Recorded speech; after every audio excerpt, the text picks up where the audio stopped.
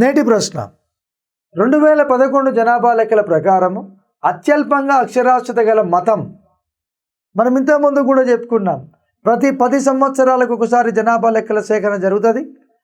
ఆ క్రమంలో భాగంగానే 2011 సంవత్సరంలో భారతదేశంలో జనాభా లెక్కల సేకరణ జరిగింది. కొంతమంది అక్షరాస్యులు ఉంటారు, కొంతమంది నిరక్షరాస్యులు ఉంటారు. కానీ ఇక్కడ క్వశ్చన్ ఏమడిగిండు, అతి తక్కువ అక్షరాస్యత కలిగినటువంటి ఒక మతము ఏది అని అడిగిండు. భారతదేశంలో అనేక మతాల వాళ్ళు ఉన్నారు. ఏ మతస్థులు అతి తక్కువ అక్షరాస్యతను కలిగిన వాళ్ళు అనేసి అడిగిండు.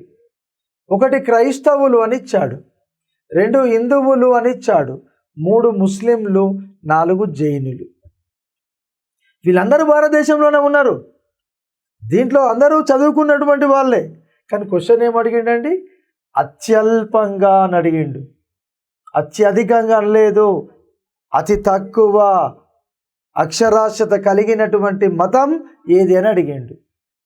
కాబట్టి దీంట్లో రైట్ ఆన్సరు జైనులు, జైన మతం. ఓకేనా? క్రైస్తవులతో పోల్చితే, హిందువులతో పోలిస్తే, ముస్లింలతో పోల్చితే 2011 జనాభా లెక్కల ప్రకారము అక్షరాస్యత శాతము తక్కువగా ఉన్నటువంటి మతము జైన మతము. ఓకేనా? ఆప్షన్ 4.